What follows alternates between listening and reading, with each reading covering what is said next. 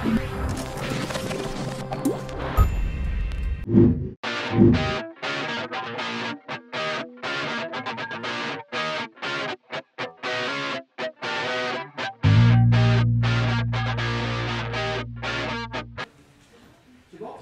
à tous et merci d'être venus.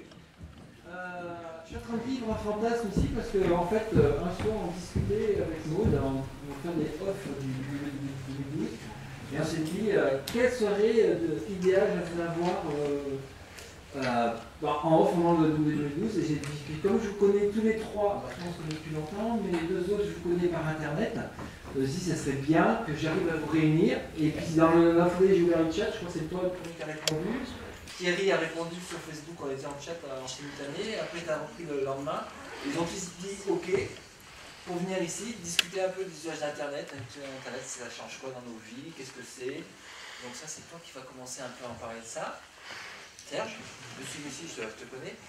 Ensuite, j'ai des présentations un peu toi aussi qui discutent un peu qu'est-ce que ça change dans la façon de, dans la société, dans les gens, dans les usages, avec ton point de vue de sociologue, Monsieur Dominique. Dominique, la première fois qu'on s'est rencontrés, c'était à la cantine, c'était en 2008. Je suis passé derrière moi, il y avait un certain Mark Zuckerberg, tu te rappelles. Donc, qu'est-ce que ça a changé l'utilisation de ces outils-là? Et Thierry, qui vient faire l'agitateur au final. Thierry, je t'ai connu avec ton fabuleux billet de blog qui s'appelle « Qui a la plus grosse quéquette sur Twitter ?» C'est bien toi? Voilà, donc on pourra parler de, pas quéquette, mais de Twitter. Enfin, si tu veux, tu fais ce que tu veux. Et d'algorithmes, oui, en plus. Donc voilà, je vous laisse faire. C'est free, c'est open, vous faites comme vous voulez. Donc ils me disent, nous on fait pas de slide, et puis on va être en interaction avec la salle. Donc si vous avez des questions, vous me dites. Le hashtag c'est, on va faire quoi le hashtag? Pierre Le Maçon, je sais quoi,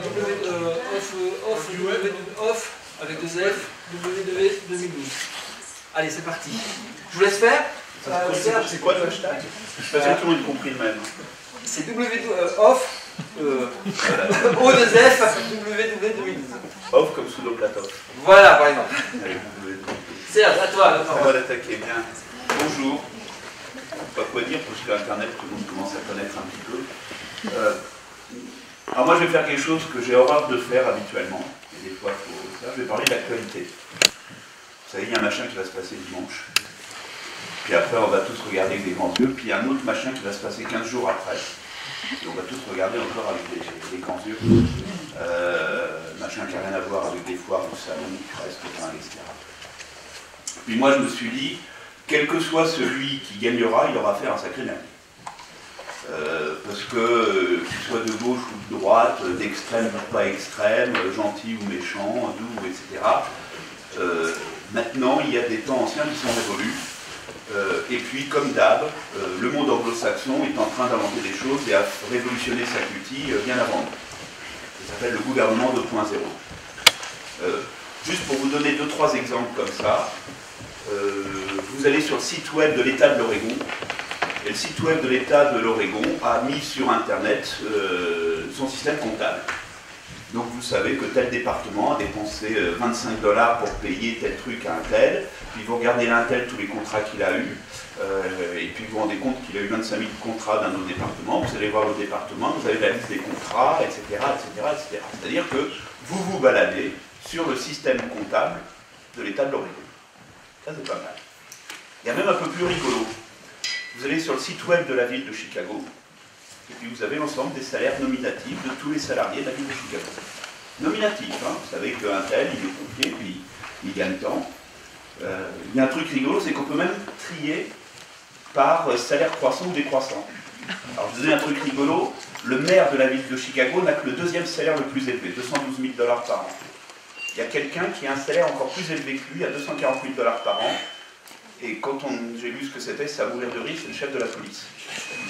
Allez, on est toujours dans les bons clichés, quoi. Je vais vous raconter un autre événement, c'était en 2009. L'administration anglaise, un peu pressurée aussi, les députés anglais, pardon, les MPs, un peu pressurés en disant, ah là là, quand même, est-ce que franchement, soyez transparents, vos dépenses quand même, il faut les rendre visibles. Et puis les anglo-saxons, vous les connaissez, ils sont à la fois ouverts, enfin ils sont un peu malins sur les bords. Ils ont dit ok, pas de problème, on va rendre tout ça visible sur le web, et puis ils ont tout scanné, et puis ils ont rendu visibles les images des scans. Alors évidemment, qu'est-ce que vous faites des images des scans, hein, on ne peut pas faire grand-chose. Et puis c'est, j'ai oublié le nom du journal, je ne sais plus quel journal anglais, qui a fait du crowdsourcing, comment? Daily Telegraph. Non, je crois que c'est un autre, enfin bref, une méthode Daily Telegraph, qui a fait du crowdsourcing, qui a dit, bah, écoutez les gars, vous prenez, nous on fait un site web, ça leur a coûté 8 jours de développeurs, et puis un par un, vous prenez chacun des images, et puis vous écrivez ce qu'il y a dessus, le nom de la personne, le nom du MP, le montant, etc. etc. Et dans l'espace de quelques semaines, eh bien, l'intégralité des fiches était craquée. On pouvait très bien interroger qu'est-ce qu'avait dépensé tel MP, ou c'était tel MP, etc., etc., etc. Alors, ça, vous voyez, on est un peu en retard. Hein. Nous, on a notre portail Open Data depuis le mois de décembre. Il était temps, même le Kenya appelle cela. Donc, peut-être qu'on se mette un peu. Quand est-ce qu'on ira jusqu'à ce niveau de transparence, jusqu'à mettre les salaires nominatifs de la ville de Paris, par exemple, hein, ou le dépense de la ville de Marseille, je ne sais pas. Mais vous voyez, on a du boulot, et on a d'autant plus de boulot que, enfin, les hommes politiques vont avoir d'autant plus de boulot que les citoyens, maintenant, bah, ils ont dit ça. Ils ont envie d'aller vers ce mouvement-là, mais ce qui est intéressant, c'est que depuis peu de temps, eh ben, les citoyens, ils ont l'outil pour faire ça. Ils ont un machin qui s'appelle Internet, qui, je vous rappelle, nous est tombé sur le coin de la figure seulement depuis les années 60. Internet, c'est 60, le web, c'est 90, hein, c'est pas la même chose exactement. Et puis Internet, bon, j'ai coutume de dire, une banalité, que c'est un nouvel alphabet. C'est-à-dire que quelque part, c'est un peu comme l'invention de l'alphabet, ou un peu comme l'invention de l'alphabet. Moi, j'aime bien l'invention de l'alphabet, quoi. On invente un système de codage qui est neutre. Hein. Je vous rappelle qu'un alphabet, ça sert à la fois à faire Mein Kampf d'un côté et les poèmes de Ronsard de l'autre côté. Donc Internet, c'est pareil, c'est neutre. Hein. Quoi qu'en disent beaucoup d'hommes politiques, l'Internet n'est ni de gauche ni de droite. Là, on dit toujours, le polytechnicien n'est ni de gauche ni de droite, il est dans l'axe. Donc Internet, c'est un espace neutre et puis qui véhicule tout, qui véhicule la beauté, la laideur, l'intelligence, la connerie, etc. Mais ça véhicule tout, et surtout, ça véhicule tout dans un mode horizontal et peer-to-peer, qui existait avant, mais qui n'avait pas l'outil qui lui permettait de s'amplifier. Et donc ça permet de faire quoi Internet? Ça permet de faire trois choses. Premièrement, ben oui, c'est l'outil de la communauté. Alors c'est pour ça que le monde de l'entreprise aujourd'hui a beaucoup de mal avec Internet, hein, puisque, comme j'ai coutume de dire, quand on plante Internet sur une hiérarchie, ça fabrique des schizophrènes. Dit le manager, vous les salariés, là je vous ordonne de discuter entre vous. Enfin, attention, pas d'anonymat. Puis pas le droit de dire du mal des chefs. Alors, franchement, moi j'ai vécu dans des grands groupes. Si on n'a plus le droit de dire des mal des chefs, à quoi ça sert de travailler dans un grand groupe? Plus grand intérêt. Deuxièmement, bah, c'est le support de tout ce nouvel élément du crowdsourcing, quelque part derrière de l'engagement. C'est-à-dire que finalement, grâce à Internet, je peux m'engager. Je peux m'engager parce que je suis dans une communauté, parce que je me rends compte que je ne suis pas tout seul, parce que j'ai des liens, etc. Des choses qui existaient bien avant, hein, mais qui n'avaient pas trouvé leur outil. Et puis troisièmement, surtout, on l'oublie un peu trop souvent, c'est que Internet, c'est le support d'une économie redoutablement efficace. Pour vous la faire simple, vous prenez l'économie d'un opérateur de télécom, ou l'économie d'un major de la musique, ou, etc. Ce sont des économies de rareté. Hein, souvenez-vous, le bon vieux téléphone, et puis regardez aujourd'hui le GSM, quand deux personnes s'appellent, il y a un canal qui leur est ouvert et qui leur est réservé. Et même si vous êtes deux amoureux transis, vous échangez un soupir tous les quarts d'heure, vous avez un canal de communication qui est pour vous. Et ça, c'est le train. Hein, le train, quand il est sur la voie, il n'y a aucun autre train, heureusement, qui est en même temps sur la voie. Peut-être des pages de temps en temps, mais on essaye d'éviter, quoi. Et puis, dès 1961, le premier papier, un des papiers fondateurs de l'Internet, hein, Kleinrock, qui parle du protocole de transmission par paquet, dit ben non, ça c'est pas terrible. Moi, quand je veux que deux ordinateurs communiquent, ben, c'est l'image de la route. Je mets les paquets dans des camions, et les camions, ils prennent la route. Et autant ben, le monde des télécoms, c'est un monde de rareté et d'exclusivité, l'économie de rareté et d'exclusivité, autant l'économie d'Internet est basée sur une économie d'abondance et de partage. Et ça, c'est un des fondamentaux de l'Internet, c'est que finalement, on invente une nouvelle économie qui, quelque part, est une économie de partage et d'abondance. Alors évidemment, avec un défaut, hein, comme vous le savez, c'est qu'on ne peut plus assurer la qualité totale. Quand l'autoroute est engorgée, ben, ma foi, ça ne passe plus. Mais et ça Dominique le sait tout aussi bien que moi, les braves ingénieurs des télécoms ont découvert avec horreur que le grand public se fout de la qualité totale. Toujours quand vous êtes à Marseille, et puis ou à Melbourne, et que vous appelez Tata Marcel à Marseille pour lui souhaiter bon anniversaire, on s'en fout que ça pixelise, que ça lag, que ça, c'est au contraire. Hein, Tata Marcel, bon anniversaire, hein, je te vois pas bien, au revoir, je t'embrasse, ouais, c'est réglé. On n'en parle pas. Et donc, quelque part, ce manque de qualité, on s'en fout, on préfère finalement une économie d'amour. Parenthèse, la TNT, c'est une énorme connerie, puisque faire un réseau qui supporte un seul usage, c'est franchement totalement absurde. Et donc, Internet est basé sur cette économie, quelque part, de rareté, d'abondance et de partage, qui est l'antithèse de l'économie de rareté et d'exclusivité. Et ça a un impact fondamental, c'est qu'Internet, c'est l'outil du flux et pas du stock. Hein, l'équation économique d'Internet, pour vous la faire très simple, c'est il vaut mieux s'enrichir peu, mais sur énormément de flux, plutôt que de s'enrichir beaucoup, quitte à faire une rareté des flux. Et finalement, ce qui est intéressant, pour terminer, c'est que tout ce que je raconte là, le co-design, le crowdsourcing, le modèle communautaire, cette économie de rareté et d'abondance et de partage versus rareté et exclusivité, eh bien, c'est en train subtilement d'arriver finalement dans le monde de l'entreprise. Et c'est en train de rentrer en induisant des règles un peu différentes.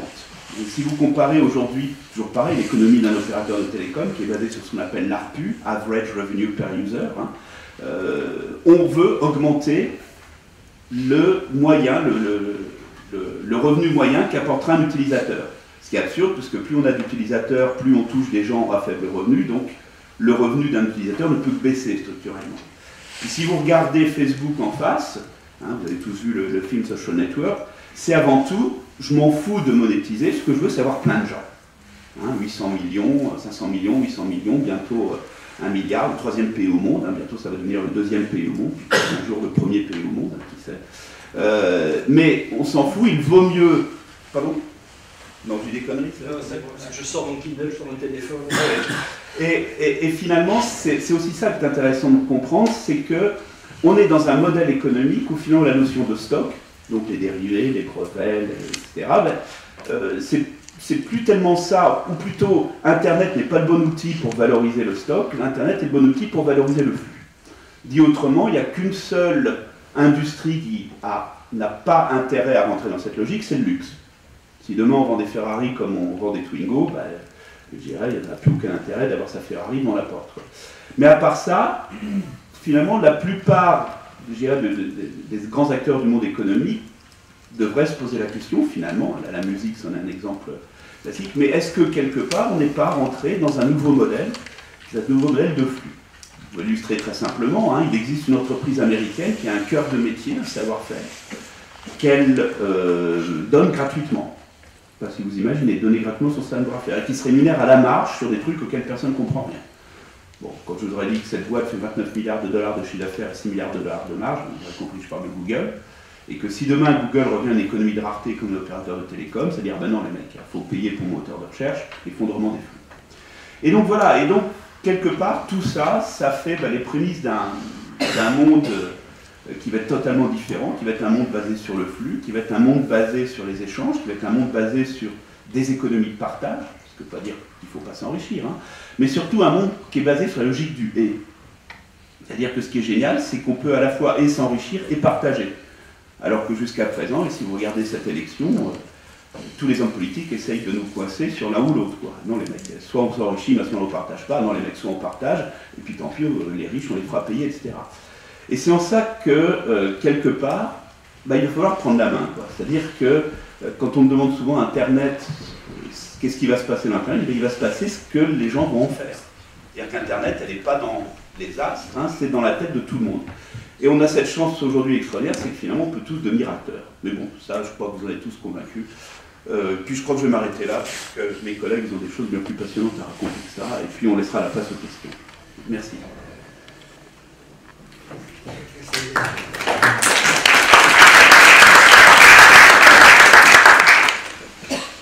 Donc si j'ai bien compris, Christophe, oui. le père de Christophe, t'es là. Oui. J'enchaîne. Enchaîne. Mais alors j'enchaîne de façon courte. Enfin, d'abord en remerciant Christophe pour l'accueil ici, c'est très sympa de se retrouver, c'est très agréable. pour faire un petit topo très bref, hein, et puis surtout qu'on garde du temps à la discussion, parce que moi j'aurais déjà envie pour faire du débat, d'intervenir sur ce que vient de dire Serge, moi sur deux choses. Je l'ai dit comme ça pour qu'on garde pour tout à l'heure. Moi je suis vraiment pas sûr qu'il faille donner le nom, enfin nominalement le nom des salariés de la mairie de Paris.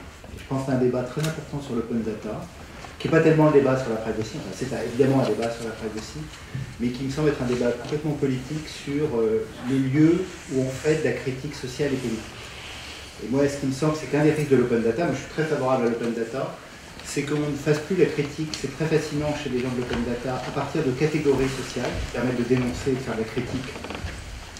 Je vais dire un gros mot, marxiste, hein, c'est-à-dire dire par catégorie sociale, un tel est plus ou moins avantagé que d'autres, et faire de la critique individuelle. Et donc on va faire de la micro-critique qui est en fait très très proche, hyper locale, dans laquelle on va dénoncer le mauvais fonctionnaire, on va dénoncer, etc. Donc il y a un risque à donner les noms. Moi je suis pour donner les noms des puissants, avec toutes les informations, la transparence. Je pense qu'il y a un vrai risque dans les processus d'open data quand on va vers les individus liquidables, parce que là on entre dans une autre forme de l'espace public qui est problématique. Alors, et puis ma deuxième question, mais ça je pense qu'on se rendra la balle tout à l'heure, c'est que moi, et dire ça c'est quand même très paradoxal pour un sociologue qui ne passe son temps à dire, et à juste titre, qu'il n'y a pas de déterminisme technologique, c'est que je ne suis pas sûr que l'Internet soit ni de droite ni de gauche. Que finalement, il y a en tout cas un esprit d'Internet qui me semble être, alors je ne vais pas dire de gauche, mais en période de campagne électorale, ça me poserait quand même, qui est, et c'est pour ça qu'on peut dire ni droite ni gauche, je crois que c'est un point, qui est libertaire et libéral. Mais il n'est pas césarien, par exemple. Je dis ça en ayant vu à la télévision hier le meeting de Sarkozy. L'idée d'un homme et puis d'un peuple qui est composé d'individus comme ça, massivement, sans pied de corps intermédiaire, de collectif, qui est entre le gouvernant et puis la masse sérialisée des individus, qui n'est personne, ça c'est vraiment pas Internet. Donc, si tu veux, dans la campagne électorale, voilà, je pense qu'il y a quelque chose qu'on pourrait qualifier politiquement. Mais je passe cette petite remarque que je me suis permise là. Bon alors, Christophe me dit, alors, qu'est-ce que Internet change aux usages? Bon, je ne vais pas vous faire un topo, puis en plus je serais assez incapable. Évidemment, ça change beaucoup de choses, tout. En même temps, il ne faut pas exagérer. On a parfois tendance à exagérer des changements qui s'inscrivent dans des dynamiques sociales et culturelles qui sont bien éloignées bien à côté des technologies, mais qui profitent des technologies pour s'épanouir. Et je ne voudrais pas insister sur beaucoup de points. Alors je vais en prendre un en particulier, puis que je vais essayer de décliner. Alors en fait c'est 2 points, mais 2 points en un, on pourrait dire. Le premier, c'est que moi ce qui me fascine quand on regarde l'histoire de l'Internet, et l'histoire de l'Internet, comme Serge, je partage ce goût pour l'histoire du réseau, parce que maintenant on peut dire qu'il y a vraiment une préhistoire de l'Internet, il y a déjà de bons historiens, de bons ouvrages sur Internet, c'est déjà un truc très ancien en fait, hein, quand on remonte l'histoire technologique de l'Internet. Et la chose, très rapidement, moi, qui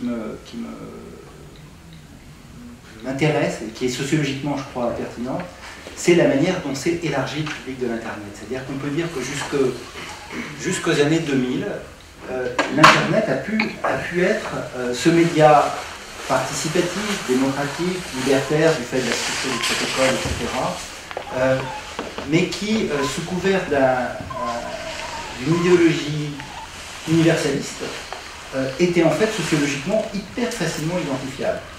Homme blanc, américain, masculin, catégorie supérieure, beaucoup de capital culturel, et c'est eux qui ont défini l'esprit libéral-libertaire de l'Internet auquel nous sommes toujours très attachés aujourd'hui. Et moi je pense qu'il faut être très, très proche de cette sociologie du public, ceux qui ont défini l'idée d'un Internet cosmopolite, démocratique, et surtout d'un Internet de l'interaction et de la copublication, c'est en fait un public qui sociologiquement est hyper facilement identifiable. Et c'est un public qui, alors je vais faire de la sociologie urbaine, mais la Bourdieu, qui est le public du publiant, c'est-à-dire le public de ceux qui ont suffisamment de capital culturel pour produire des énoncés, des textes et des publications qui soient disponibles et accessibles dans un espace public et dans lequel on puisse détacher, alors excusez-moi pour le jargon, détacher le texte de la personne qui l'a écrit, qu'ils publient, ce qui est le cas de tous ceux qui écrivent des articles, des livres et des productions culturelles de ce type-là. Or, on sait qu'il y a une inégalité avec la production culturelle, tout le monde n'écrit pas des livres, des articles, etc. Et que ça limitait le web, que je pourrais appeler le web des pionniers, qui est le web central, qui reste toujours l'épine dorsale du web, qui est le web du document. Hein, c'est le point sur lequel je vais revenir tout à l'heure, c'est qu'on a un web qui a d'abord été conçu comme une bibliothèque universelle, une bibliothèque très particulière, hypertextuelle, enrichie, offrant aux lecteurs la possibilité d'interagir sur les textes, eux-mêmes de republier les textes, mais c'est un web dans lequel on échange. L'échange passe par la production documentaire des individus, et ça a une sociologie culturelle et sociale très particulière dans cet espace. Et il me semble que ce qui est arrivé avec le web, je caricature beaucoup, mais ce qui est arrivé avec les réseaux sociaux notamment, et à la surprise un peu générale, c'est qu'on n'a plus ces dynamiques de participation dans lesquelles on dit tout le monde participe, mais en fait il y a 0,1% des gens qui participent, des lecteurs qui vont effectivement écrire eux-mêmes. C'est qu'on est entré dans un web de la conversation dans lequel ce qui a été très habilement mis en place par les réseaux sociaux, c'est de trouver des dispositifs d'expression dans lesquels les individus peuvent publier avec des coûts cognitifs, sociaux, culturels de l'expression en public qui sont plus bas que ceux de la publication dans son modèle documentaire traditionnel. Et ce coût affaibli de la publication ou de l'expression, c'est la conversation. C'est que le web a intégré toute une part d'oralité que sont nos sociabilités, nos discussions, nos blagues, nos bavardages, nos commentaires, nos likes, et il en a fait du texte. Et que ce texte, il l'a intégré à l'intérieur du web documentaire pour en faire un nouveau système d'échange, de mise en lien et de production d'énoncés dont on ne sait plus très bien s'ils sont privés ou s'ils sont publics. Et c'est, pour le dire vite, Facebook, Twitter, c'est surtout Facebook. Hein, là encore, quand on regarde les chiffres, hein, Twitter est très important, il joue un rôle très important parce qu'il influence et il intéresse une partie essentielle des populations de nos sociétés que sont les journalistes, les hommes politiques, les intellectuels, les ailleurs, etc.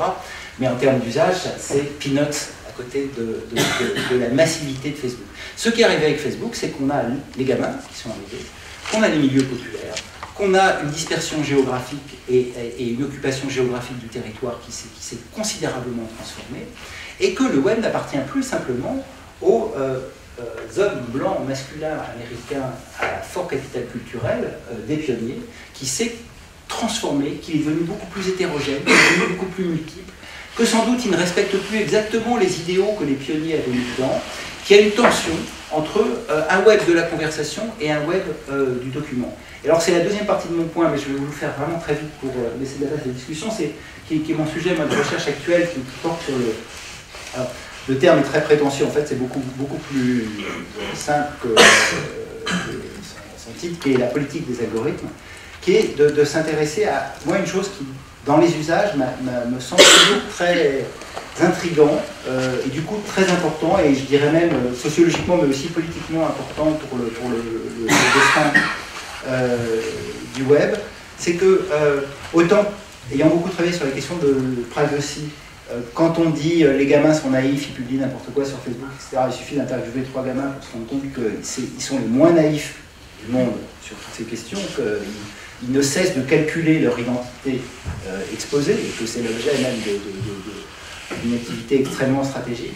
Autant je crois que nous sommes tous naïfs sur les métriques de l'information sur le web, sur le fait que nos navigations ne font qu'effleurer la surface de ce qu'est la réalité du web, et que nos navigations sont commentées par les métriques qui vont classer, hiérarchiser, cartographier, recommander, référencer, taguer, retweeter les informations. Et qu'il y a des algorithmes ou des espaces, des systèmes de calcul qui partout sur les interfaces du web et dans nos navigations vont produire des signaux prescrivant ou indiquant le type de navigation et de comportement que nous allons avoir. Et donc nos navigations, elles sont en partie formatées, conduites, dirigées, gouvernées par les algorithmes mis en place par les plateformes.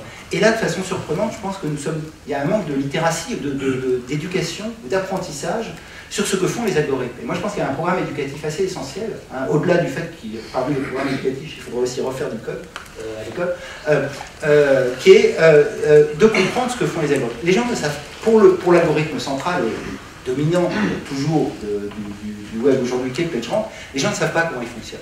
Hein. Alors je ne dis pas que il faille savoir ce que l'on ne sait pas, c'est-à-dire l'ensemble des milliers de petits paramètres qui font du réglage et du tuning extrêmement fin de l'algorithme, mais ils ne savent pas le principe même hein, du PageRank dans son fonctionnement. Or, bon, c'est aujourd'hui l'outil qui va commander et gouverner nos navigations. Alors, pour le dire très vite, il me semble qu'il y a un intérêt, alors là, je dis ça en sociologue, mais à faire une anthropologie des outils de calcul, c'est-à-dire à ne pas considérer que le calcul c'est mal, à ne pas considérer que le calcul c'est une froide et gauche ou droite. Alors ça encore que est une froide rationalisation du monde et que seul le jugement humain ineffable et merveilleux serait le principe qui devrait diriger nos vies, nos choix et nos attentions. En fait, il y a à l'intérieur d'un calcul, les algorithmes sont des fabrications humaines et on y a enfermé des principes, on y a enfermé des valeurs, on y a enfermé des politiques, on y a enfermé des intérêts et du coup, il y a un objet d'étude fascinant et passionnant, c'est de savoir qu'est-ce qu'on a enfermé à l'intérieur des métriques qui commandent nos navigations. Et pour le dire très, très rapidement, moi il me semble qu'il y a 5 dimensions ou 5 principes qui sont très présents aujourd'hui dans les métriques du web, mais qui ne sont jamais purs. Hein, c'est un peu ça le problème. Alors, premier principe, c'est de classer à la main le web. Hein, et classer à la main le web, ça n'a pas disparu. D'abord, pour le rappeler, parce que la première Serge, j'ai envie de faire l'histoire, mais souvenons-nous, et certains d'entre vous doivent se souvenir, que Yahoo doit sa notoriété à son annuaire, qui est un classement à la main, éditorialisé, donc premier principe d'éditorialisation, des liens du web. Il y avait une armée de petites mains très geeks, hein, donc qui faisaient à la fois un travail de bibliothécaire, mais en même temps qui mettaient des trucs un peu foutraques pour montrer qu'ils avaient un esprit libre et fun, mais qui organisaient à la main l'information du web. Bon, on ne peut plus classer tout le web à la main, c'est évidemment une entreprise démesurée. Il y a un collectif libre, hein, qu'il ne faut jamais oublier, Demos, hein, qui a aussi longtemps fait sur le mode Wikipédia cette idée qu'on pouvait classer à la main le web. Ceci étant, sur les plateformes, de façon locale, ponctuelle, on a plein de classements à la main du web qui sont faits, qui obéissent donc à la logique de l'éditorialisation, qui est la logique classique de la publication éditoriale dans le monde de l'espace public, de la presse, du livre en particulier. Deuxième principe, et qui est devenu central, et qui, c'est un peu le point paradoxal de mon discours que je crois il faut défendre aujourd'hui. Alors, je le dis de façon paradoxale, c'est-à-dire qu'il faudrait défendre le PageRank contre Google, hein, d'une certaine manière. Le principe du PageRank, c'est un merveilleux principe méritocratique. Hein. Un site est mis en avant sur le web lorsqu'il a obtenu des votes, à travers le lien, d'autres sites qui eux-mêmes ont une autorité forte dans le web parce qu'ils ont eux-mêmes reçu beaucoup de liens. Et c'est le principe du lien entrant, cette toute petite invention, mais qui a tout changé dans l'univers du search et du web, qui est de dire, alors pour nous les chercheurs ça nous parle beaucoup parce que c'est aussi le mode de classement et d'évaluation du ranking scientifique, et Brin et Page et Kleinberg, qui sont les trois, d'une certaine manière, pour contribuer à cette mise en place du PageRank, faisait directement référence au travail d'évaluation des chercheurs. Un chercheur est bien évalué lorsqu'il est cité par d'autres chercheurs qui eux-mêmes sont beaucoup cités, etc., etc., etc.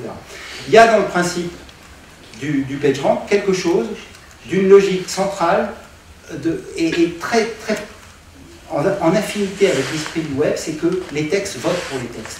Les idées, ce qui donne de l'importance ou de la valeur à un texte plutôt qu'à un autre texte, c'est qu'un autre texte y a cité. Et qu'il y a dans une incarnation ou une affinité très forte entre le principe de l'autorité, parce que là c'est le principe de l'autorité, accordé par les pairs et par les tiers, et puis le principe du document, d'un web des documents, c'est deux choses qui vont très, très fortement ensemble, et que le PageRank, qui est devenu, Bing est un PageRank, qui est devenu le principe de classement des moteurs de recherche, est très central. Je caricature beaucoup en disant ça, mais je cherche juste le principe. À côté du PageRank, on pourra trouver 1000 manipulations par Google du système. Troisième principe, et qui me semble être le cœur de la tension actuelle sur le web, c'est la question de l'affinité. C'est-à-dire qu'on ne range pas les informations en fonction de l'autorité qu'elles ont sur l'ensemble du web. on range les informations en fonction des affinités que j'ai construites dans mon réseau social. Et c'est du coup ma proximité relationnelle, et non pas documentaire, la proximité relationnelle que j'ai avec les amis que j'ai choisis en m'abonnant à eux, Facebook, Twitter, qui fait que je vais voir passer certaines informations ou que je ne vais pas voir passer certaines informations. Et donc je construis ce qui a été beaucoup dénoncé, à mon avis à tort, parce que les enquêtes montrent le contraire, mais ça je ne rentre pas dans les détails, l'idée qu'on communautarise l'accès à l'information et que je ne vois plus que ce qu'il y a dans ma bulle, hein, c'est le thème de Daily Pariser, le filter bubble, hein, la bulle qui filtre. Je ne vois plus les informations que j'ai choisies en fonction de mon réseau social. Et comme on sait que les réseaux sociaux sont construits par des systèmes d'homophilie qui fait que mes amis ont généralement le même âge, le même niveau culturel, le même genre d'activité que moi, etc., il y a effectivement, potentiellement, parce que ce n'est pas vérifié, un risque d'enfermement affinitaire dans une forme de classement de l'information. Quatrième forme, je vais très vite, de classement d'information, l'audience, hein, et il faut toujours donc la page vue, la métrique de la page vue. Et ce qui est très surprenant, et ce qui à mon avis est un point de résistance quand on regarde avec un peu de distance dans l'histoire du web, c'est que, et je dis ça par rapport à l'histoire de la radio, ou de la télévision, alors la télévision c'est venu tout de suite, la radio c'est venu un petit peu plus lentement, c'est que quand sont nées la radio et la télévision, les premières mesures de qualité d'information n'étaient pas les mesures d'audience. C'était des mesures éditorialisées dans lesquelles les critiques allaient dire ce qu'étaient les bonnes émissions et pas les bonnes émissions, mais on ne voulait pas faire du nombre de téléspectateurs la mesure de la qualité d'un programme ou de son ranking et de son classement. Mais très vite, ces deux médias de masse ont été immédiatement colonisés et placés sous l'empire de la mesure d'audience, c'est-à-dire compter le nombre de gens qui ont vu, le nombre de gens qui ont cliqué. YouTube est un système qui fonctionne entièrement sur la page vue. Hein, ce qui va être remonté dans les pages, c'est simplement les gens qui ont cliqué dessus de façon forte. Le web, d'une certaine manière, parmi l'aspect, et surtout grâce à PageRank, résiste à un envahissement des mesures d'audience, même si elles occupent de plus en plus une place centrale sur le web, notamment parce que c'est elle qui commande toutes les métriques des revenus publicitaires sur le web. Et puis, dernière métrique qui me semble très importante parce qu'elle est en forme rapide, qui est la vitesse. Hein. Et la vitesse, c'est cette idée que l'information qu'il faut que je vois, c'est l'information qui est la plus fraîche. Hein. Et donc, beaucoup d'outils, Google a ajouté ça dans ses systèmes de recherche temporelle, et surtout Twitter qui en est l'exemple le plus fort. Si vous retweetez une information qui a 6 heures d'existence, vous êtes déjà un petit peu un has-been. Hein. Il faut être dans le flux, absolument dans le flux. Alors voilà, j'ai détaillé ces 5 principes parce que, évidemment, c'est complètement caricatural, ça mériterait des heures de détails pour chacun de ces principes, mais moi il me semble que ce qui se joue aujourd'hui, c'est qu'il y a les plateformes sont en train de mélanger ces métriques. C'est qu'il y a un risque constant que, face à la méconnaissance qu'ont les internautes sur les outils qui leur sont fournis, on ait de plus en plus des choses qui fassent des mélanges à l'intérieur des métriques. Et que du coup, il y ait un manque évident de transparence face aux utilisateurs. Le principe d'Amazon du filtrage collaboratif est une extrêmement bonne méthode, hein, très très pure et très bonne, mais qui nous dit que Amazon, en fonction de liens de politique commerciale qu'ils auraient avec tel ou tel éditeur, ne va pas intégrer dans un système de filtrage collaboratif de recommandation les ouvrages auxquels, de l'éditeur avec lesquels il a un lien. Un chercheur, Tarleton Gillespie, je crois, a montré là, récemment que le trending topics de Twitter était très, très tranquillement censuré sur certains aspects. Donc il y avait à la main un petit tuning qui était fait pour enlever certains trending topics parce qu'ils ne correspondaient pas à la charte éditoriale de Twitter. Bon, vous voyez que sur chacun des cas, on peut faire un petit nettoyage dans lequel le principe auquel devrait répondre, et qui est une sorte de contrat de lecture entre le site et l'internaute, pourrait être rompu parce qu'il y a des transformations qui sont faites de façon forte. Alors, je conclue parce que j'ai pris beaucoup de temps.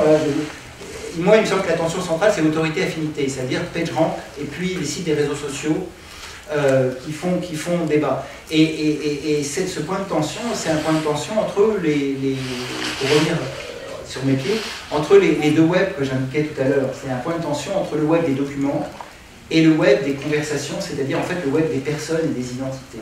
Et ce qui se joue de façon très très forte dans cette affaire, alors j'espère ne pas être trop compliqué, mais c'est que moi je crois que dans la mesure d'autorité du PageRank, on a cette fiction centrale, essentielle, qui nous vient du monde de la connaissance, hein, qui est que les idées votent pour les idées, et que les textes parlent aux textes, et que nous avons classé des informations à travers les textes, et non pas à travers les personnes. On a effacé la personne derrière les textes. Or, ce qui se joue beaucoup dans les nouvelles métriques de likes, de recommandations qui sont sur Facebook et sur Twitter, c'est que parfois on recommande des choses, non pas tellement en fonction du contenu du document, qui correspond pas à la logique du document, mais qu'on porte des qualités sur les documents parce qu'elles rejaillissent sur l'identité des personnes. Retweeter, liker, c'est aussi porter un badge, c'est aussi construire son identité, c'est aussi montrer et parader dans son réseau social pour dire voilà ce qui définit mon identité à travers ce que j'aime, ce que je lis, les vidéos, les textes que j'ai publiés. Et là, on a deux logiques qui sont vraiment en tension entre le web documentaire et le web des identités, et que c'est, je crois, un des débats les plus... enfin, moi, en tout cas, c'est le débat qui m'intéresse aujourd'hui, et qui fait tension, je crois, fortement sur le web aujourd'hui. Voilà, je m'arrête là. Bonjour.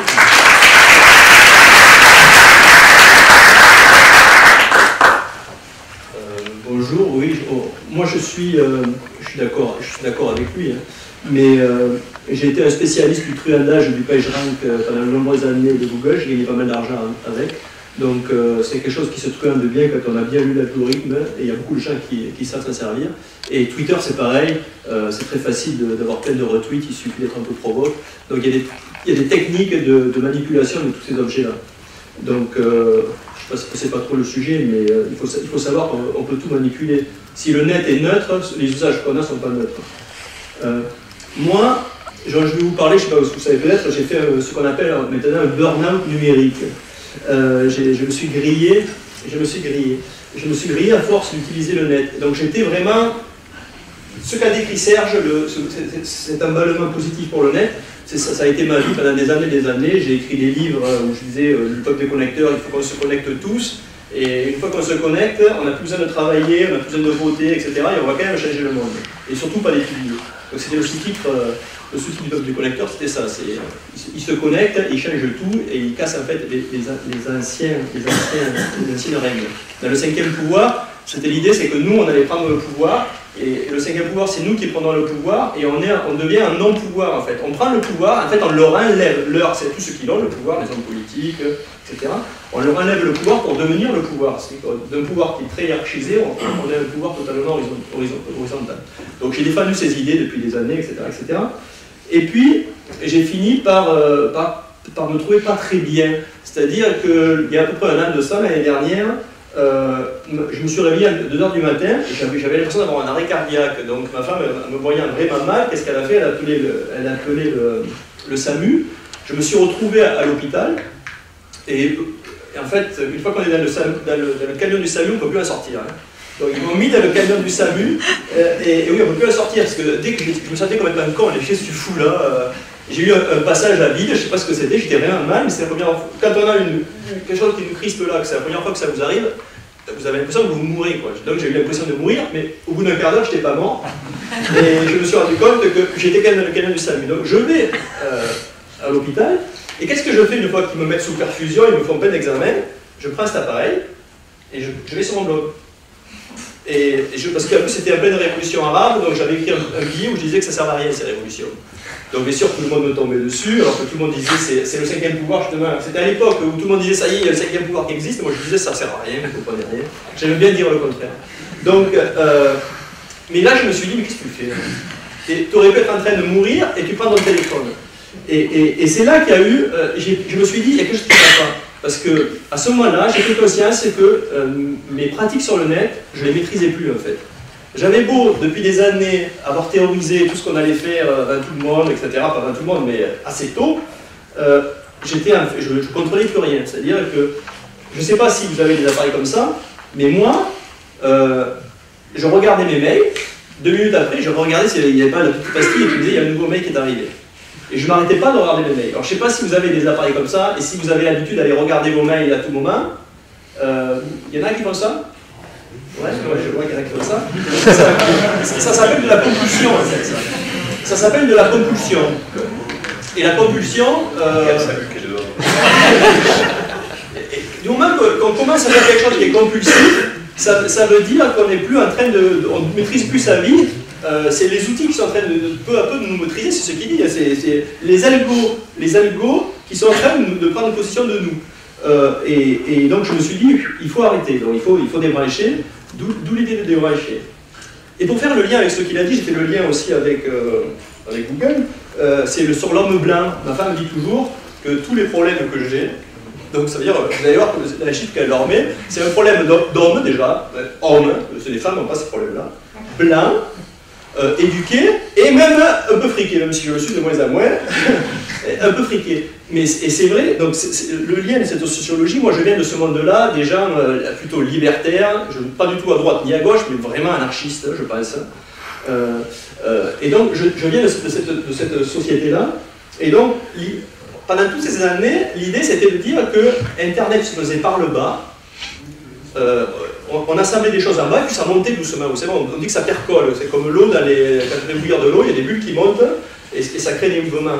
Donc l'idée c'est que c'est nous, les hommes et les femmes, qui faisons Internet, ou qui avons des idées, et puis ces idées se rencontrent, se propagent, se fécondent, et puis doucement ça fait tout ce qu'on voit, ça fait tous les services, ça fait le net.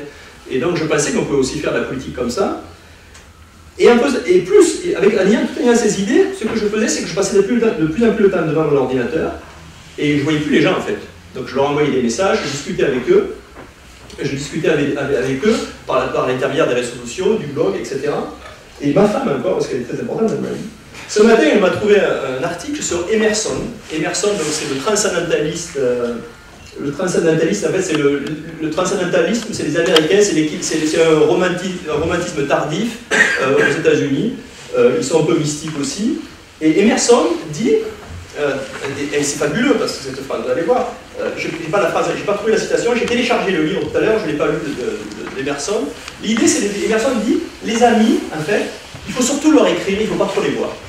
Parce que c'est bien d'avoir des amis, c'est fondamental dans la vie d'avoir des amis, mais il faut mieux leur écrire, passer du temps à réfléchir, à leur écrire des choses en fait, qui sont décorporées, qui sont déshumanisées. Il y avait cette idée-là. Pour Emerson, c'est assez logique, parce que lui, il pense qu'il y a des principes supérieurs, ça c'est le problème des idéalistes, il y a des principes supérieurs avec lesquels on peut régir la société. C'est-à-dire qu'il descend d'un mot, là, des beaux principes, et souvent ils viennent de Dieu. Donc il y a des beaux principes supérieurs qu'on peut utiliser pour que le monde soit parfait. Et moi, en fait, depuis des années, je pensais tout à fait le contraire. C'est qu'il n'y a pas de principe, il y a des hommes qui essayent de bricoler, d'avoir des idées, ils fabriquent des principes, ils les testent, et en général, ces principes explosent en permanence.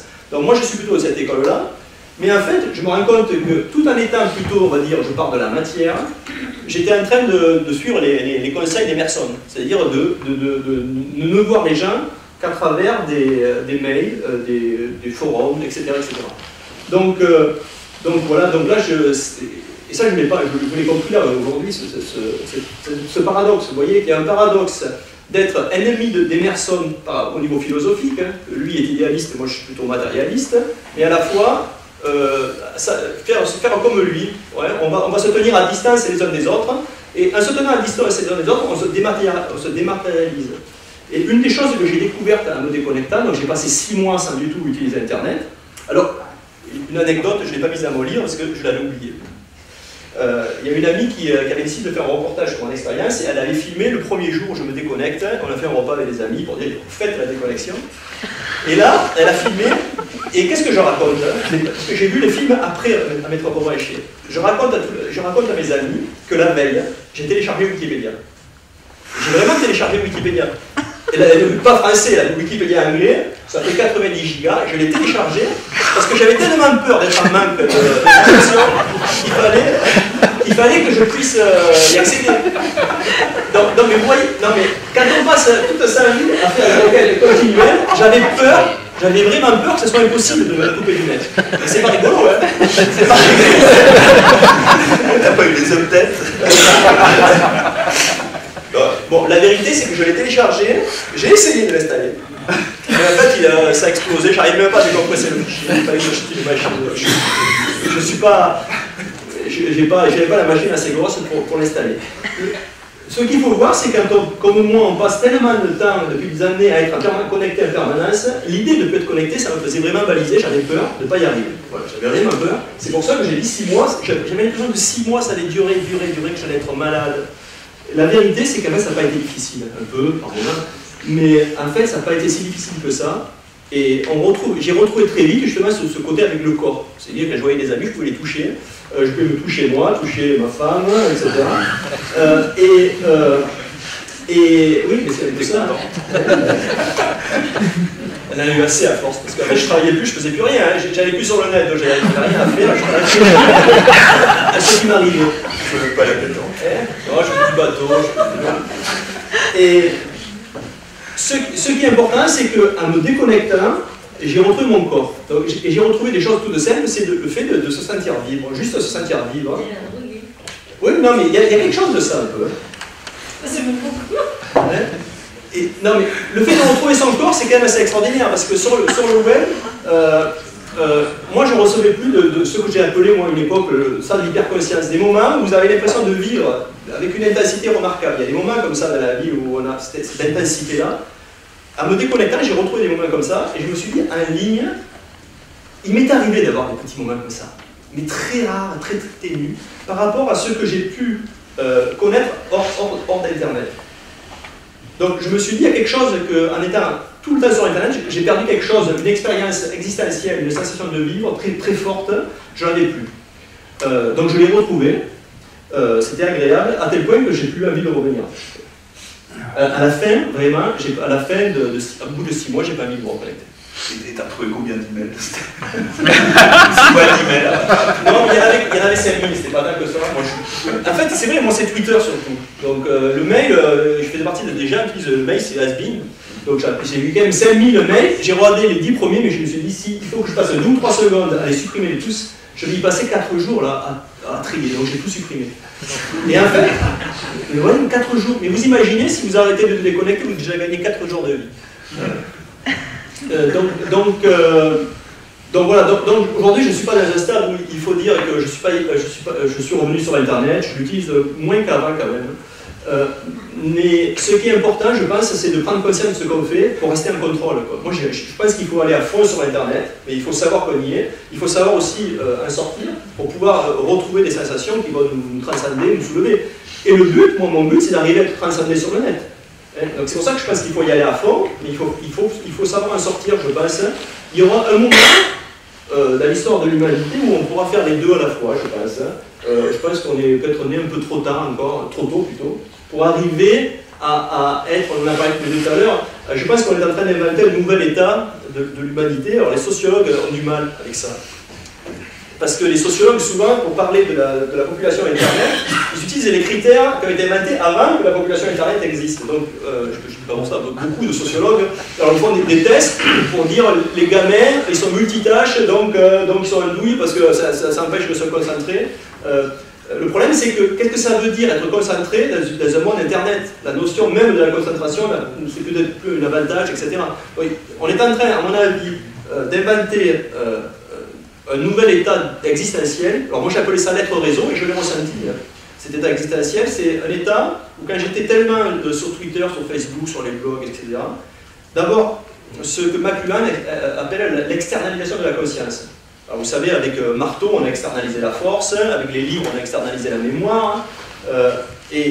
McLuhan disait qu'on allait, avec les médias électroniques, il appelait ça à l'époque, on allait externaliser sa conscience. Et moi, je crois qu'il y a des moments dans ma vie où j'ai ressenti ces moments, où j'avais l'impression de ressentir des choses comme si elles m'arrivaient à ma peau, à mon corps, mais elles arrivaient ailleurs, en dehors de moi. Et alors, ça peut être fou, hein. C'est peut être fou, c'est peut être mystique, hein. Et je pense aussi que ça fait peur. Quand on arrive à connaître ces états-là, on est en train de se rendre compte qu'on frôle un nouveau état existentiel, si ce n'est pas une hallucination, de drogué, ça peut être le cas. Et dans ce cas-là, il va falloir tout redéfinir. Il va falloir redevenir la sociologie de ces bestioles, il va falloir retrouver des mots pour les étudier, pour les décrire, etc. Mais je pense vraiment que le net nous approche de ça. Alors, qu'est-ce que c'est? Je ne sais pas. Peut-être que ça n'existe pas, peut-être que ça va exister. Moi, ça m'intéresse aujourd'hui de toucher ça, c'est lié à ce que tu as dit d'ailleurs. Ça m'intéresse de toucher ça, parce que ça, on est aussi dans l'abondance, pour lier par rapport à la rareté. qu'est-ce que ça veut dire? Voilà, donc on est tous là. Alors s'il y en a qui ont vécu des trucs comme ça, c'est intéressant de le partager. Moi je pense que c'est bien le net quand même.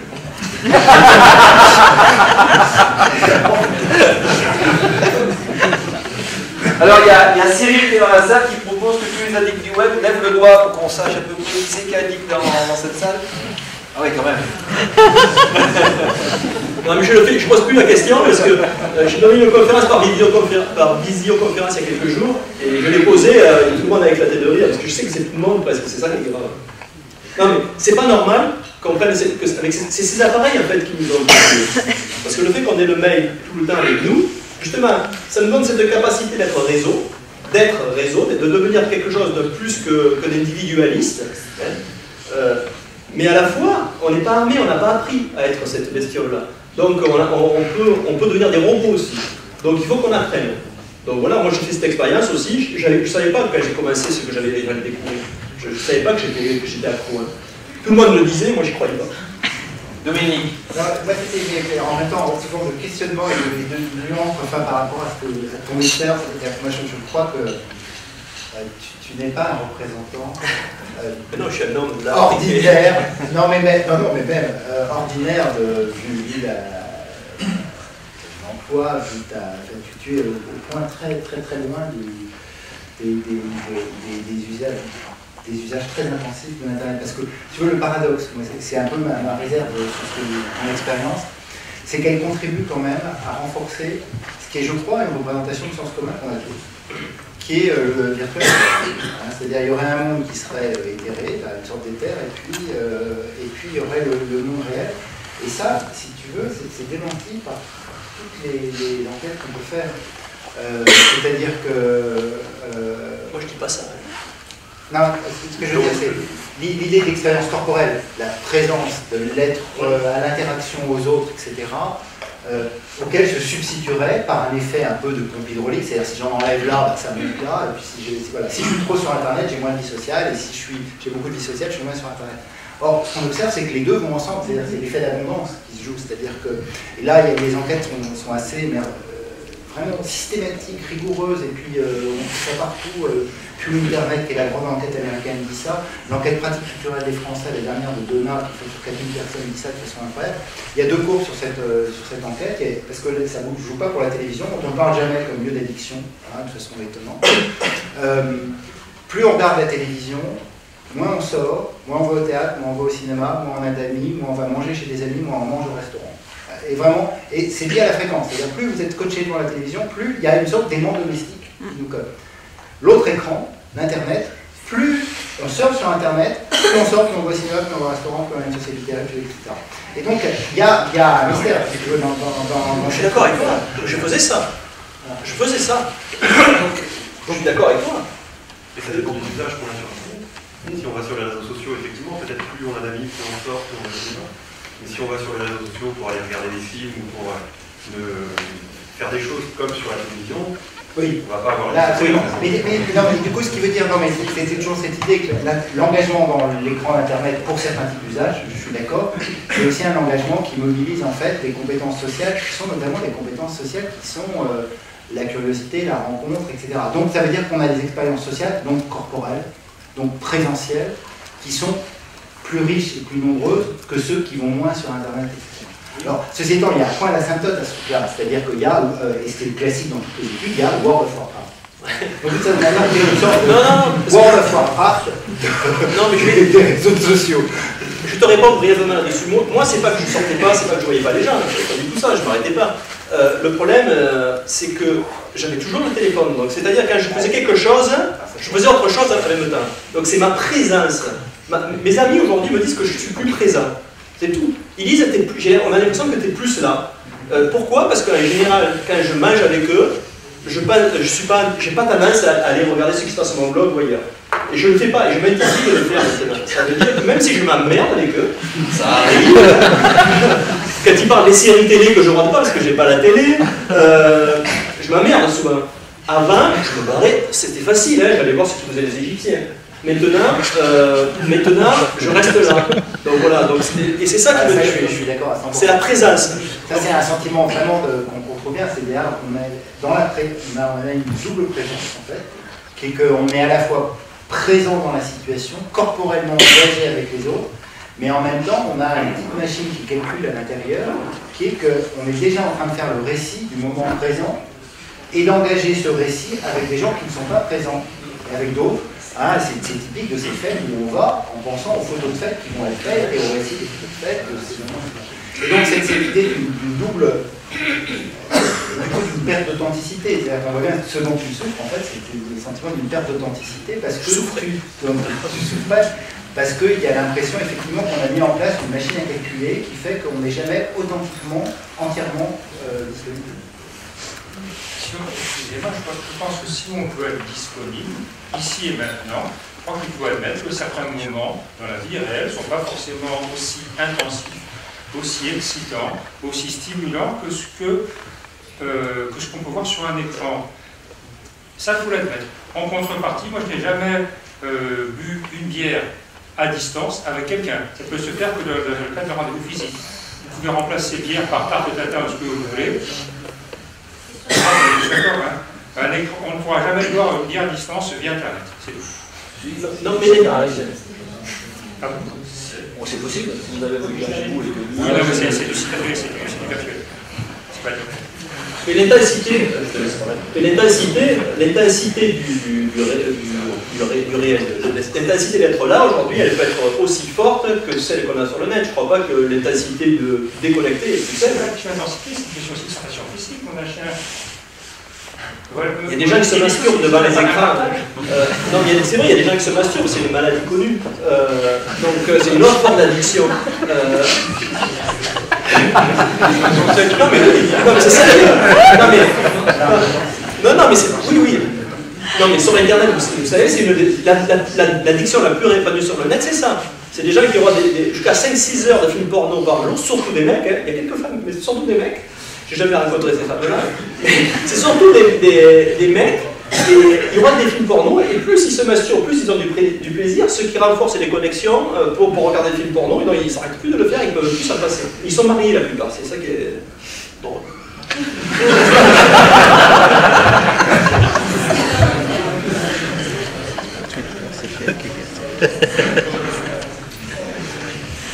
Non, je veux dire, par rapport à la remarque sur la bière, je crois que la technologie n'a pas encore dit tout ce qu'elle avait à dire. Et alors... Non, pas par rapport au... Non, c'est que moi j'attends avec impatience. Je ne sais pas si vous connaissez cette technologie qu'on appelle les murs de téléprésence. Moi j'attends avec impatience le premier bar à Paris qui, au bout du comptoir, mettra un mur de téléprésence avec un bar à Londres à côté. Et ça, quand vous aurez une continuité de gens qui pourront trinquer comme ça, même pas, etc., je pense qu'on pourra aller un cran plus loin dans la sociabilité. C'est dit, moi, par rapport à ce qu'a vécu mon camarade ici présent, moi j'ai souvenir dans les années 90, je travaillais sur l'environnement. Et j'ai souvenir du directeur environnement de Total qui a dit une phrase qui est banale, mais qui m'avait frappé, il a dit « le poison c'est la dose ». Voilà, je crois, bon, à partir de là, c'est effectivement, il y a un problème de dose dans tous ces usages de l'Internet. Les sociologues disent qu'on a, vous savez, on a 130 amis en moyenne sur Facebook. Il semblerait qu'il n'y en ait que 17 avec lesquels on communique et que ce chiffre est même dans la vraie vie. C'est-à-dire que le 18e qui vient voir avec ses problèmes de chien, de chat, de cœur, de copain, de patron, de gamin, et ça, vous disjonctez. J'ai la bande passante pour 17. D'ailleurs, j'ai un de mes amis, un collègue professionnel, un de mes copains, qui a fait un truc fabuleux sur Facebook. Il a décidé de limiter ce nombre d'amis à 100. Et je l'ai su parce que je voulais être un de ses copains. Je lui ai dit, non, tu sais, moi j'ai limité à 100. Donc il faudrait que t'attendes que j'en vive un peu, parce que j'ai une liste d'attente. Et moi j'ai trouvé ça fabuleux. Quelqu'un qui a décidé de bloquer son nombre de copains à 100. C'est la limite de Dunbar. La limite de Dunbar. Moi j'ai toujours, avant, j'y crois encore, je crois qu'on peut dépasser la limite de Dunbar avec les outils, avec nos outils. En tout cas, en ce qui concerne pour la politique, je pense que si on veut résoudre les grandes questions complexes qu'on a, écologiques, on voit le marasme économique, etc., et rendre les gens heureux, je pense qu'il va falloir qu'on soit plus intelligent. Qu'on soit plus intelligent collectivement, et ça veut dire sûrement qu'il faut créer plus de liens, arriver à créer plus de liens. Donc il faut arriver à dépasser cette ligne d'un bas. Je pense qu'on va y arriver, mais il va falloir apprendre, justement. Je crois que la meilleure illustration de l'intelligence collective, moi j'ai coutume de dire pourquoi Internet est arrivé. Bon, quand moi je suis né, il y avait 2,3 milliards d'individus sur Terre. Aujourd'hui il y en a 7. Donc ça veut dire que nos journées sont remplies d'interactions. On a plus d'interactions, plus de collègues, plus de clients, toujours plus de, etc. Et que bien évidemment, quand on prend les modèles de concentration de l'information hiérarchique traditionnelle, plus de, ça veut dire plus d'emails. Le manager dit, j'en ai marre, je suis submergé d'emails. Oui, mais évidemment, qu'est-ce que tu fais pour dire aux gens démerdez-vous entre vous d'abord, etc. Et moi j'aime bien cette image du 4 fois 100 mètres féminin des Jeux Olympiques de 98, non, le championnat du monde de 98. Deux équipes favorites, les américaines et les françaises. Et il n'y a pas photo, les coureuses américaines sont 7% plus rapides que les coureuses françaises. 7% sur un 4 fois 100 mètres, ça fait gagner la course. C'est les Françaises qui ont gagné. Pourquoi? Oui, elles couraient moins vite, mais elles avaient suffisamment d'énergie pour rendre le passage du témoin efficace. Autrement dit, ce qui fait gagner le 4 fois 100 mètres, ce n'est pas la vitesse des coureurs, c'est la vitesse du bâton. Or aujourd'hui, quand vous regardez les dysfonctionnements, vous remarquerez qu'aujourd'hui, la plupart des dysfonctionnements sont aux interfaces. Moi, j'ai créé des startups, et la dernière, je voudrais parler du jeu, parce que le jeu, c'est un truc à part dans Internet. Mais la dernière startup dans le monde du jeu, mais quand vous avez créé une startup, vous avez en face de vous une administration française qui vous tend OSEO par une main droite et qui vous tend l'URSSAF par la main gauche. On a envie de dire, mais est-ce qu'ils causent entre eux, OSEO et l'URSSAF? Ils sont pourtant payés, des fonctionnaires. Non, ils ne causent pas. Et en fait, c'est directement aux interfaces que se situent aujourd'hui la plupart des problèmes à résoudre. Et comme par hasard, Internet, c'est une extraordinaire technologie pour fluidifier les interfaces. Et donc, finalement, c'est pas pour rien que ça arrive et que ça prend de l'importance, à condition effectivement qu'on change les processus. C'est-à-dire, il y a deux types, pour faire schématique, deux types d'innovation technologique. Il y a celles qui, je dirais, vous rendent meilleur vos processus, plus efficaces, et il y a celles qui foutent le bordel dans le processus. Et Internet, c'est très clairement cette deuxième catégorie. Et en fait, Internet ne devient intéressant que lorsqu'on change ses processus. Finalement, j'ai un outil, qui a un ensemble d'outils qui est plutôt sur les interfaces, plutôt sur le flux, plutôt sur finalement les process que la hiérarchie. Bon, on connaît des exemples de boîtes qui ont réussi à faire ça. Puis juste pour terminer, il y a ce fameux sociologue, psychologue hongrois, Michael, avec un nom impossible, qui a défini ce qu'on appelle le flow. C'est assez intéressant comme théorie, qui s'applique bien au jeu. Et moi, ce que je constate, c'est que, oui, il y a beaucoup de zapping dans Internet, sauf quand les gens se mettent à jouer. Et quand les gens se mettent à jouer, là, on retrouve d'un seul coup à la fois l'idée de la communauté, on joue ensemble, et l'idée quand même de la concentration. Du travail de concentration, on est pris dans le flow, on a des tâches à réaliser, et on se concentre sur ces tâches. Et moi, pour enseigner dans une école où il y a des hardcore gamers qui arrivent, moi j'adore, les hardcore gamers aujourd'hui, ce sont des extraordinaires chefs de projet. Parce qu'ils savent ce que c'est que les relations humaines. Parce que quand vous êtes dans World of Warcraft et que vous faites une bêtise et que vous dégommez toute votre équipe, il y a deux bonnes nouvelles. La première nouvelle, c'est que vous êtes toujours physiquement intact. La deuxième, c'est que tout le monde vous tombe sur le poil. Vous faites sacrément engueuler, donc vous apprenez. Enfin voilà un peu quelques réflexions. Juste pour terminer sur ce que tu dis, bah oui, moi j'aime bien ton idée de les relations humaines versus les relations via le texte. Il ne faut pas oublier que le web ne date que de 90. Quand on pose la question aux gens, c'est quoi la différence entre Internet et le web, aujourd'hui 92% disent, je ne sais pas, mais non. Et que le premier Internet est en mode peer-to-peer. Il faut rappeler que le deuxième service après l'email, après avoir été inventé, c'est comme les newsgroups, qui est l'ancêtre des forums de discussion. Que les logiciels de cette époque, la logique de l'Internet, c'était j'accède aux données de ton ordinateur et tu accèdes aux données du mien. C'est-à-dire que c'était tous des logiciels à Napster. Et que quelque part, l'invention du web est une régression, dans ce sens où d'un seul coup, j'accède à des données. On retrouve l'architecture client-serveur et que, quand on me demande ce que c'est que le Web 2, eh bien c'est retrouver au travers de la fenêtre du navigateur web les fondamentaux de l'Internet et que je discute avec d'autres. Et que je ne discute pas avec des documents. Et je crois que cette dialectique, aujourd'hui, elle est... moi j'aime bien, on peut l'étendre à plein de choses.